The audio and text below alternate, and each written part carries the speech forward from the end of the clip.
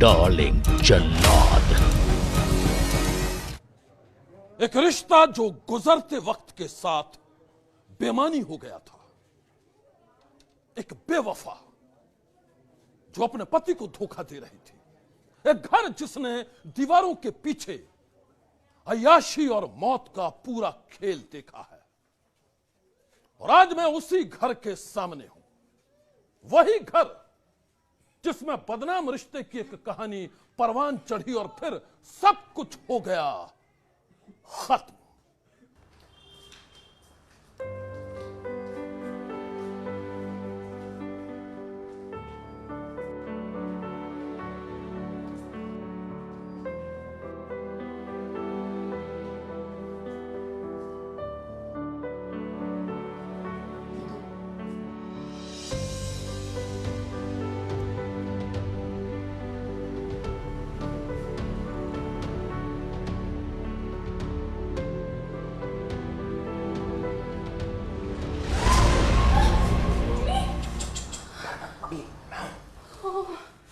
तुम तो एक रोज मुझे मरवा ही डालोगे। नहीं, वो यही है। कल ही लंदन से वापस आया। आ गया वो? हाँ। मेरे सपनों का सौदा कहाँ है? अपनी मम्मी से मिलने गया है, लेकिन कभी भी आ सकता है। तुम्हारी बेटी? वो उसे तो मैंने अपनी मम्मी के पास भेज दिया। यार प्यार करने का इससे परफेक्ट मौका नहीं मिल सकता यार। ओह कम ऑन यार, मैं थक चुकी हूँ। तुम नहीं थकते क्या? ऐसे छुप छुप कर मिलते हुए तुम कुछ क्यों नहीं करते हो? करना क्या है? वध। तुम पागल हो गई हो। सोच लो, तुम्हारा पति है वो, और वो भी लव मैरिज वाला। लव मैरिज वाला? लव मैरिज होगी दुनिया के लिए, मेरे लिए तो लस्ट मैरिज है। मतलब ये कि मैंने उससे प्यार नहीं किया, बस शादी की। क्यों? बस प्रॉपर्टी और पैसे के, और वो तो अब जितना मिलना था मिल गया। और अब? अच्छा सवाल है। अब बस मुझे चाहिए तो तुम। और याद रखना, अगर धोखा दिया ना तो डैडी कसम जान ले लूंगी। अरे नहीं दूंगा धोखा।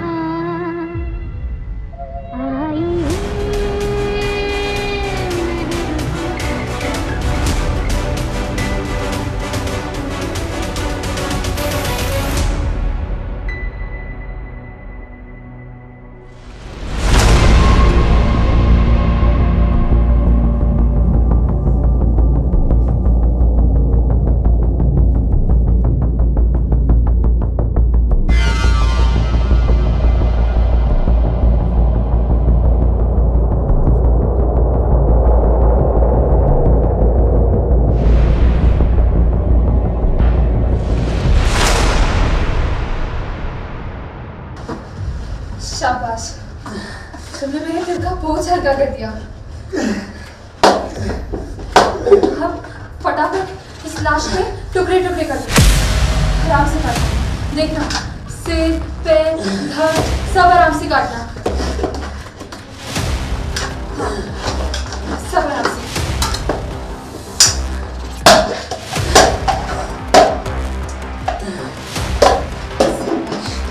अच्छा सुनो, तुम्हें तंत्र क्रिया भी करनी है ना, शैतानी आत्मा को भी वश में करना है ना, तो इसका पहला वो सर अपने साथ ले जाना मत भूलना।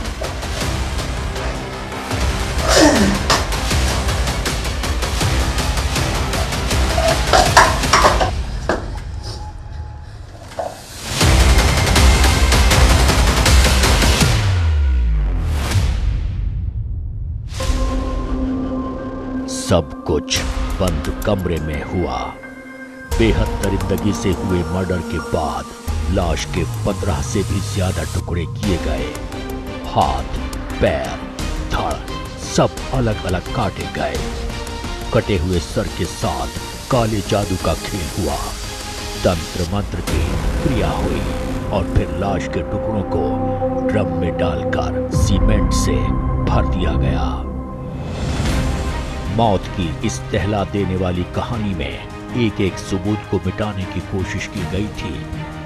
कत्ल के बाद मर्डर के खूनी किरदार पहाड़ों पर सेकंड हनीमून के लिए निकल गए थे। शिकार के टुकड़ों को ड्रम में भरकर सीमेंट की कब्र बना दी गई थी। लेकिन इसके बाद भी मौत का ये राज छुप न सका और जब सीमेंट की कब्र से वो जिंदा सबूत बाहर आए तो सारे शहर में फैल गई सनसनी। मैं अभी मेरठ के ब्रह्मपुरी इलाके के इंदिरा नगर कॉलोनी में हूं और इस वक्त मैं जिस घर के सामने खड़ा हूं, यहां बंद कमरे में दरिंदगी की बेहद ही डरावनी वारदात को अंजाम दिया गया है। इसी घर की दीवारों के पीछे एक नौजवान को बड़ी ही बेरहमी से मारा गया है और कातिल है नौजवान की बेवफा बीवी। मर्डर की यह वो खूनी कहानी है जिसकी प्लानिंग हत्यारे कई महीनों से कर रहे थे। कत्ल के बाद कैसे बचना है, कातिलों ने इसका भी पूरा इंतजाम किया था। लेकिन इसके बाद भी मौत का यह राज छुप नहीं सका। दास्तान इस घर में रहने वाली बेवफा जल्लाद मुस्कान की है। वही मुस्कान जिसने रिश्तों के गुप्त खेल में अपने आशिक साहिल के साथ मिलकर हैवानियत की सारी हदों को पार कर दिया है। देखिए मुस्कान और साहिल के खूनी खेल की ये हॉरर पिक्चर जिसने हर किसी को थर्रा दिया है।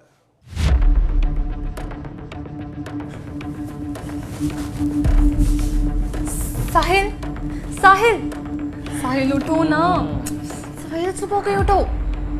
साहिल, हमने अपने मोहब्बत की पहली परीक्षा पास कर ली है, अब बारी है तो दूसरे इम्तिहान की। उठो ना।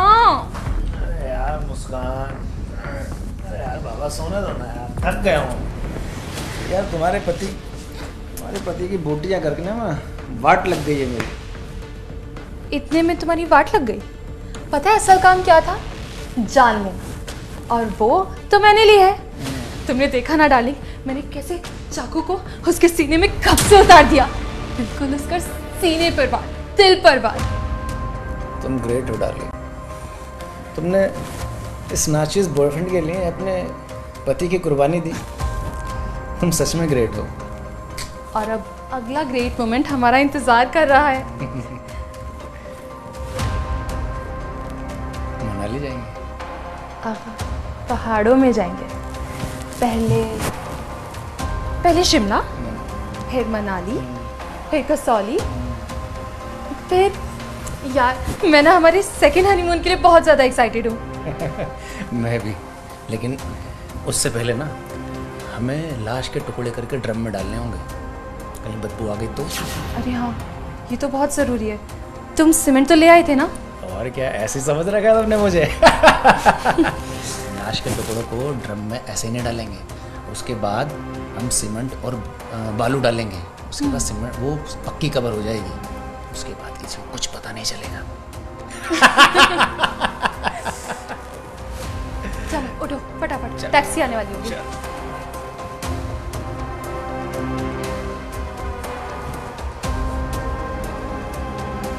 उठो।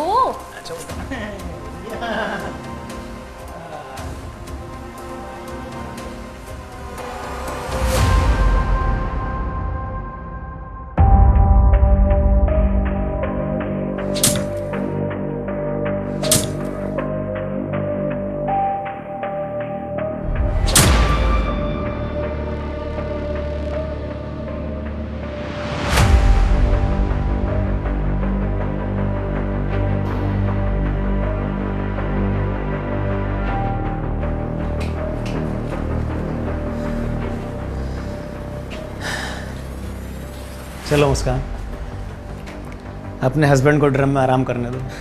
भूल चूक लेने देने माफ़ करना सौरभ भाई। सॉरी डार्लिंग, अब कोई जाने या ना जाने तुम्हें तो हमारे रिश्ते के बारे में पता ही था ना। कितना अच्छा होता ना अगर तलाक दे देते। अब फालतू में इस ड्रम में दबना पड़ा। अच्छा, अपनी कब्र में अपना ध्यान रखना। तुम्हारा फोन बज रहा है, देखना। शायद टैक्सी वाले भैया होंगे। हेलो। हाँ नमस्ते मैडम। हाँ जी भैया, आप आ गए? जी मैडम मैं आ गया हूँ। भैया मैंने आपको केक लाने के लिए बोला था, वो। जी हाँ मैडम, मैं केक भी लेकर आ गया हूँ। अच्छा बहुत बढ़िया, ठीक है ठीक, अभी आए। लो, हमारे जश्न का केक भी आ गया। चलो चलो, देरी मत करो।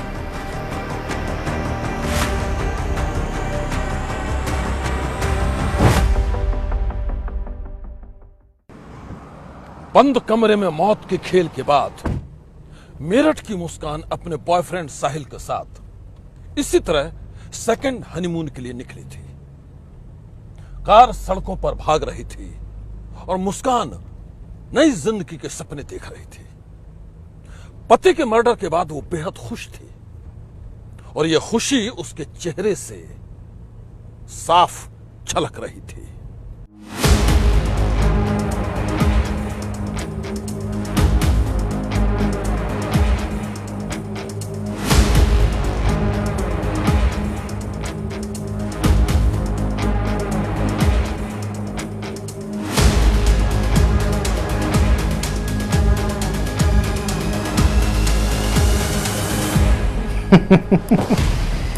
मुस्कान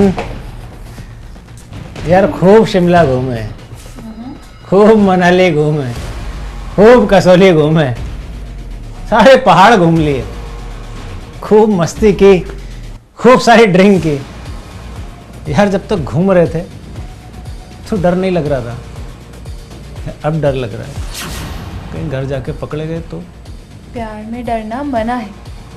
और तुम्हें अपनी इस पर विश्वास नहीं है क्या? हाँ, यहाँ से जाके क्या क्या करना है मैंने सब प्लान कर लिया। वाह क्या बात है। मुस्कान एक बात बताओ, वो सौरभ के मर्डर के वक्त वो तुमने फ़ोन लिया था उसका क्या हुआ? क्या होना, फ़ोन तो मेरे पास ही है।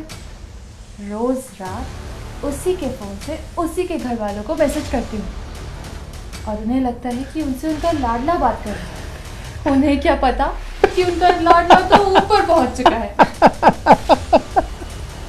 वाह क्या दाद दो तुम्हारे दिमाग की। लेकिन वो उसका कॉल आता है तो क्या बोलती हो?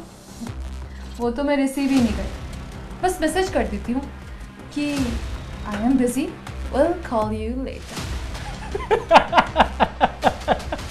I am busy, will call you later.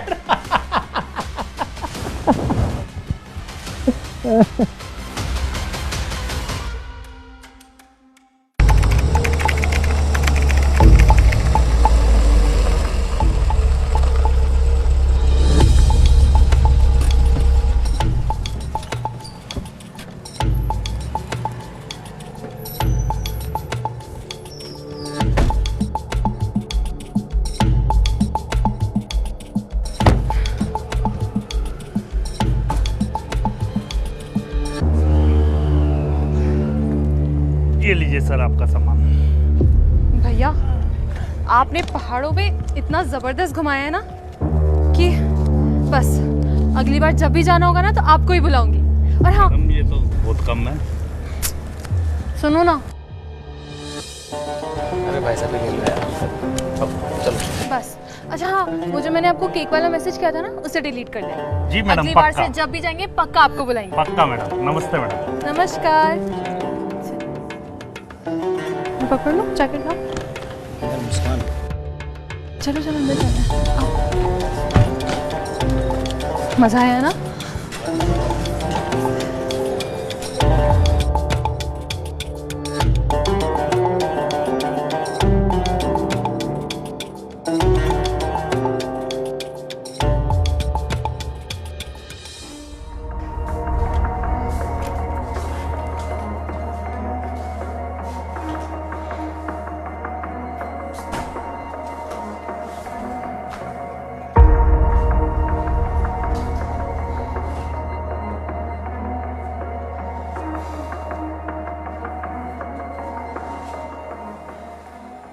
यार मुझे ना बड़ा डर लग रहा है, कहीं हम पकड़े गए तो? तुम्हारी बेटी ने पापा के बारे में पूछा तो तुम क्या कहोगी? टेंशन ना लो, बस तुम आगे का खेल देखते जाओ।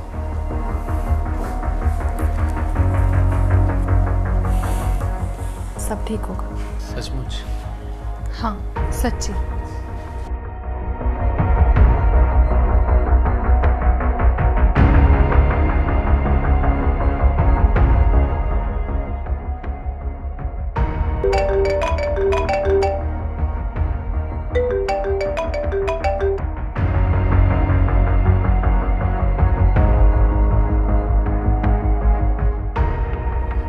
हेलो मम्मी, मम्मी मैं बर्बाद हो गई। मुस्कान, तू रो क्यों रही है? क्या हो गया? मम्मी, उन लोगों ने सौरभ को मार डाला। उसका मर्डर कर दिया। किन लोगों ने? कुछ बताएगी भी? मैं सौरभ के साथ हिमाचल घूमने गई थी।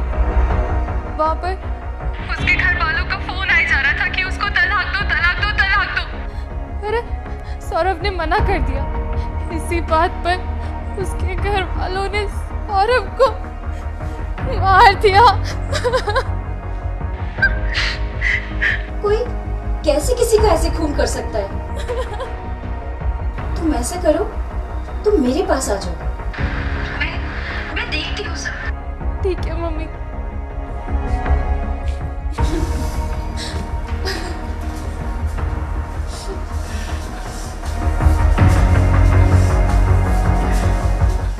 पति के मर्डर और पहाड़ों की यात्रा के बाद मुस्कान इसी घर में साजिश का अपना अगला प्लॉट बुन रही थी। उसे लग रहा था कि वो अपनी झूठी कहानी से हर किसी को बरगला देगी। पति के खून के इल्जाम में वो अपने ससुराल वालों को ही फंसा देगी, लेकिन ऐसा हो न सका। फोन पर रोती बिलखती मुस्कान की कहानी पर उसकी मां को शक था, और जब मां ने मुस्कान को घर बुलाकर गहराई से पूछताछ की तो बेनकाब हो गया मुस्कान का खूनी चेहरा। देखो मुस्कान, मेरे सामने रोने धोने का नाटक मत करो। मुझे मालूम है तुम झूठ बोल रही हो।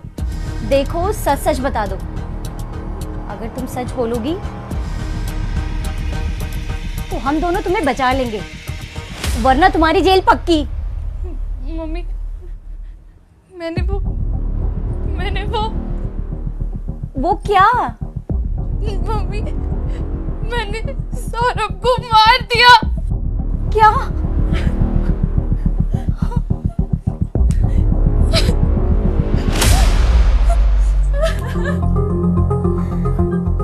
अरे तेरा दिमाग ठीक तो है? तुझे पता है कि तू क्या कह रही है? अरे पापा, लेकिन यही सच है। मैंने साहिल के साथ मिलकर सौरभ को मार दिया। लेकिन साहिल कौन है? साहिल मेरे साथ 8वीं क्लास में पढ़ता था।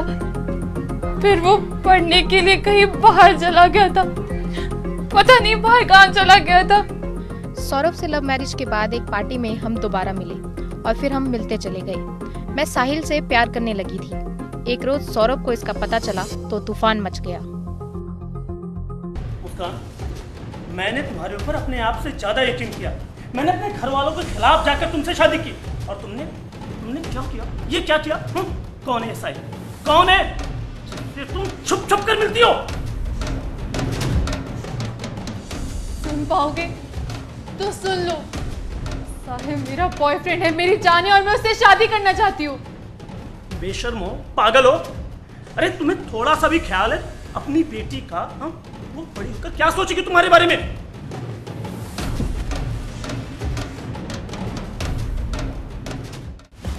सौरभ उस वक्त बहुत गुस्से में था, इसलिए मैंने अपनी गलती मान ली और उससे माफी मांग ली। सौरभ को लगा कि अब सब ठीक हो जाएगा।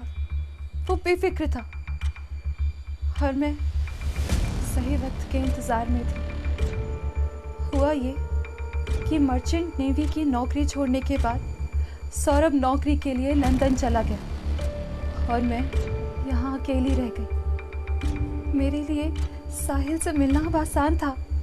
जब भी मन होता था मैं साहिल को घर बुला लेती थी, लेकिन मुझे डर भी लगता था। मुझे लगता था कि सौरभ को दोबारा ये सब पता ना चल जाए, और इसलिए मैंने फैसला कर लिया कि मुझे सौरभ को ठिकाने लगाना है। मम्मी, सौरभ को मारना आसान नहीं था, इसलिए मैंने खूनी प्लान में साहिल को अपने साथ लेने का फैसला लिया। साहिल तंत्र मंत्र में बेहद यकीन करता था और इसलिए मेरे लिए ये काम बेहद आसान हो गया। मैं जानती थी साहिल की माँ की मौत हो चुकी है और इसलिए मैंने स्नैपचैट पर एक फर्जी अकाउंट बनाकर साहिल से चैटिंग शुरू कर दी। साहिल इस हकीकत से अनजान था और मैं चैट पर उसे यकीन दिलाने लगी कि उसकी माँ की आत्मा सौरभ का खून चाहती है। चैट पर ही मैंने साहिल को ये यकीन भी दिला दिया कि सौरभ के मर्डर के बाद उसके कटे सिर से तांत्रिक साधना की जा सकती है। इसके बाद वो साहिल खुद मेरे पास आया। उसने कहा, यार साथ रहना है तो तुम्हें अपने पति का मर्डर करना होगा, और मैं यही तो चाहती थी। मेरा दाव सही निशाने पर लगा था। तो तुमने साहिल को सौरभ के मर्डर के लिए इतनी चालाकी से तैयार किया था, फिर आगे क्या हुआ? फिर मैंने सौरभ को फ़ोन किया और अपने बर्थडे के बहाने उसे लंदन से वापस बुलाया। इसी बीच मैंने मर्डर के लिए चाकू और लाश को ठिकाने लगाने के लिए ड्रम और सीमेंट का भी इंतजाम कर लिया था। सौरभ मेरी साजिश से अनजान था। वो नहीं जानता था कि मैं उसका मर्डर करने वाली हूँ। अपनी खूनी प्लानिंग को अंजाम देने के लिए मैंने बेटी को आपके पास पहले ही छोड़ दिया था। 3 और 4 मार्च की दरमियानी रात सौरभ अपने घर वालों से मिलने गया था। वहां से वो कोफ्ता लेकर आया था। मैंने उसी कोफ्ते में नींद की कई गोलियां मिला दी और उसे सौरभ को खिला दी। थोड़ी ही देर में सौरभ बेहोश हो गया। इसके बाद मैंने साहिल को फोन कर घर बुलाया। साहिल ने सौरभ के पैर पकड़े और फिर चाकू के ताबड़तोड़ वार से मैंने सौरभ की हत्या कर दी। मर्डर के बाद हमने सौरभ के सिर, पैर, धड़ सब काट दिए। बाद में कटे हुए सिर को तंत्र साधना के लिए साहिल अपने घर ले गया। सुबह वो फिर आया। इसके बाद हमने सौरभ के कटे अंगों को ड्रम में डालकर उसे सीमेंट से भर दिया। मैंने जो किया प्यार के लिए किया। मुझे प्लीज बचा लो मम्मी पापा। बचा लो? तुमने कैसे सोचा कि मैं तुम्हें बचाऊंगी? अरे तुम राक्षस हो, राक्षस। तुम्हें तुम्हारे किए की सजा जरूर मिलेगी। चलो जी, अब तुम्हें पुलिस स्टेशन चलना ही होगा। नहीं नहीं पापा प्लीज, नहीं नहीं। Shut up. चलो पुलिस स्टेशन चलो। पापा, एक नशे में ही ये इतना बड़ा कदम कोई उठा सकता है? मिडिल क्लास की घरेलू लड़की थी, एक बच्चे की माँ थी। कोई नॉर्मल लड़की ऐसा काम नहीं कर सकती जैसे उसने करा है ये काम। पता चला कि आपने ही पुलिस को पूरी जानकारी दी, क्योंकि आप एक माँ हैं, और आपको जैसे ही इस पूरी वारदात की जानकारी हुई आपने पुलिस को बताया और उसके बाद ये पूरा खुलासा हुआ। जी ऐसा ही हुआ है, हम ही लेके गए थे। तो आप ही पुलिस को जानकारी दी? जी हम नहीं दी है। हम अपने संग लेके गए अपने बच्चों को, और उससे सारा सच्चाई जो हमसे बोली उससे बुलवाई है वहाँ पर, क्योंकि उसने मेरा दामाद नहीं मेरा बेटा छीना है मेरे से।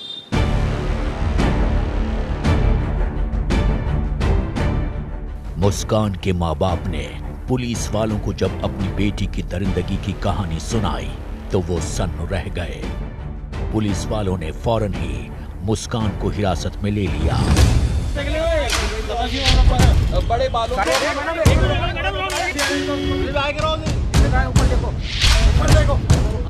पूछताछ के बाद मुस्कान ने अपना गुनाह भी कबूल कर लिया। इसके बाद पुलिस वालों ने मुस्कान के बॉयफ्रेंड साहिल को भी गिरफ्तार कर लिया। बाद में दोनों की निशानदेही पर वो ड्रम भी बरामद कर लिया गया जिसमें सौरभ के जिस्म के टुकड़ों को सीमेंट के घोल में जमा दिया गया था। पीएम रिपोर्ट में बहुत स्पष्ट आया है कि जो डेथ का कोज है वो शॉक एंड हैमरेज है, और इसमें बताया गया है कि लेफ्ट साइड में छाती के ऊपर 3 बार चाकू से वार किया गया था। साथ ही जो गर्दन है और हाथ की कलाई हैं उनको काटने के निशान भी मिले हैं, और वो जिस्म से अलग थे। सभी पार्ट ड्रम में थे, जितने भी पार्ट कटे थे, जैसा मैंने बताया कलाई और सर, वो सभी के सभी पार्ट्स ड्रम में हमें मिले थे।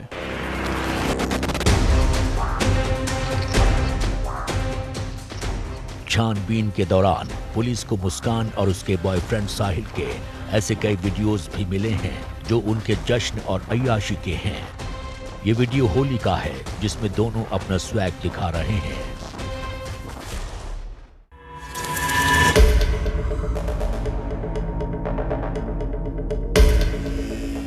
बेवफा जल्लाद मुस्कान पति सौरभ के मर्डर के बाद टैक्सी में सवार होकर पहाड़ों की यात्रा पर निकली थी।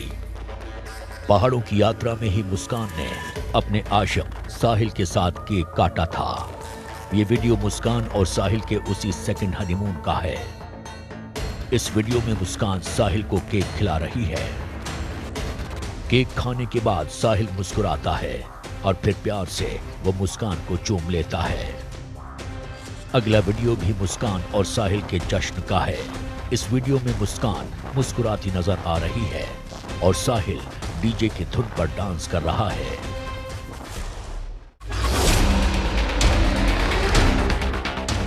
मुस्कान और साहिल के इस वीडियो को देखकर आप इनकी बेफिक्री का अंदाजा लगा सकते हैं। दोनों मर्डर के बाद ये जश्न मना रहे थे। मुस्कान अपने पति सौरभ के खून के बाद प्रेमी संग सेकंड हनीमून के लिए निकली थी, लेकिन उसके चेहरे पर पकड़े जाने का कोई डर नहीं था। सेकंड हनीमून के दौरान मुस्कान और उसके आशिक साहिल को जहां भी मौका मिला दोनों ने खूब मस्ती की, खूब जश्न मनाया।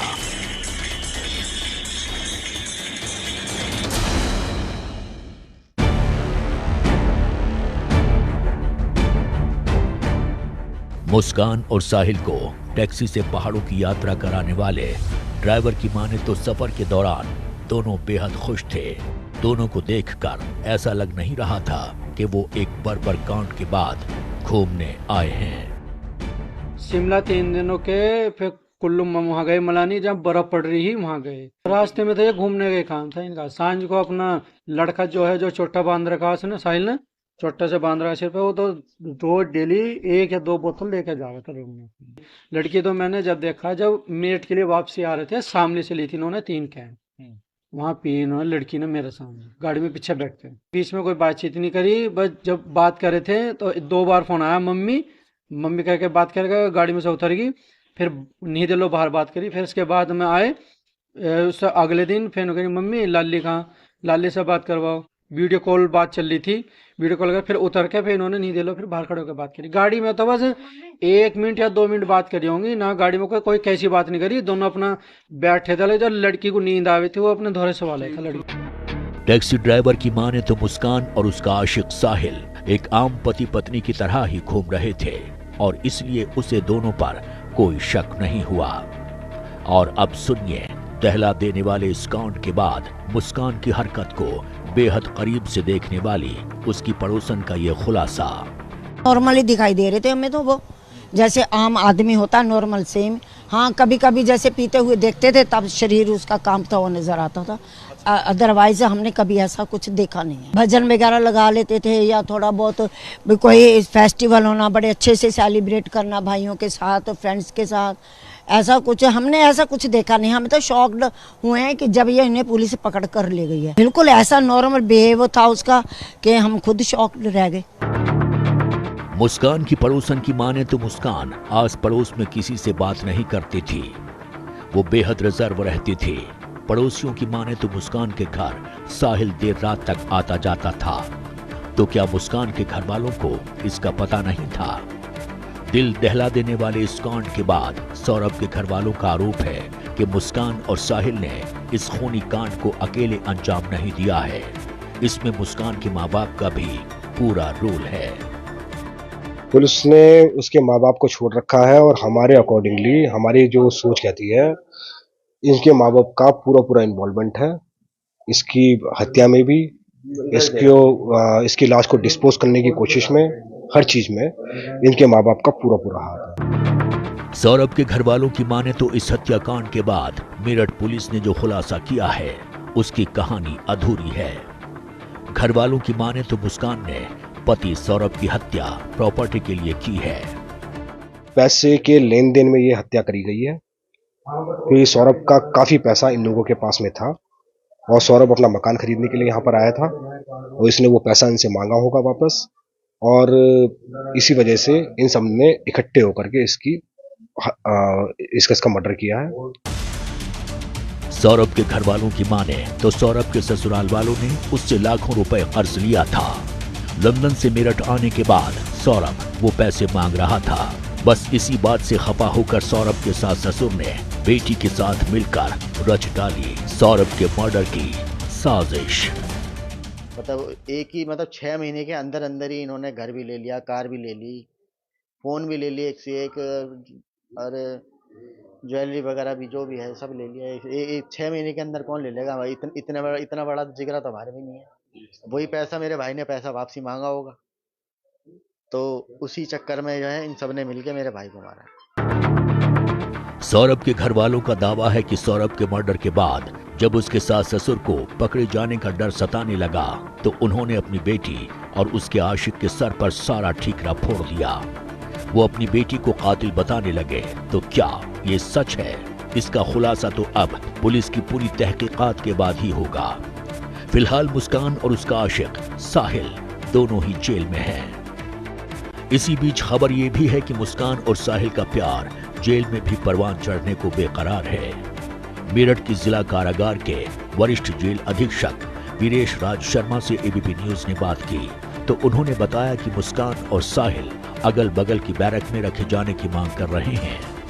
दोनों ने कहा था कि हमको एक ही बैरक या आसपास की बैरकों में रखा जाए, लेकिन जैसा कि सब लोग जानते हैं कि जेल के नियमों में ऐसा नहीं है। जो जेल में महिला जेल होती है, पुरुष जेल से उसका कोई संपर्क ही नहीं होता है। वहाँ पर केवल महिलाओं की ड्यूटी हो सकती है। अतः जेल के नियमों को बता दिया गया और उनको अलग अलग बैरकों में, पुरुष को पुरुष बैरक में और महिला को महिला बैरक में निरुद्ध किया गया और पूरी सुरक्षा के ऊपर उनकी दृष्टि रखी जा रही।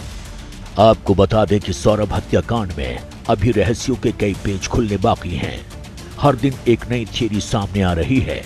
ऐसे में जरूरत है ईमानदारी से केस की जांच की ताकि रहस्यों के पर्दे में छुपा हर सच सामने आ सके। सनसनी के लिए ब्यूरो रिपोर्ट। सौरभ मर्डर कांड में मेरठ पुलिस की तहकीकात अब भी जारी है। जैसे जैसे रहस्यों की कड़ियां जुड़ रही हैं, चौंकाने वाले खुलासे हो रहे हैं। मुस्कान और साहिल के चरित्र के साथ ही उनके खेल की नई नई कहानियां भी सामने आ रही हैं। ऐसे में जब तक इस खूनी कांड का सारा राज सामने नहीं आ जाता है, हमारी नजर भी इस पर बनी रहेगी। आज की सनसनी में बस इतना ही। आप रहिएगा होशियार। सन्नाटे को चीरती सनसनी कल फिर देगी दस्तक आपकी दहलीज पर।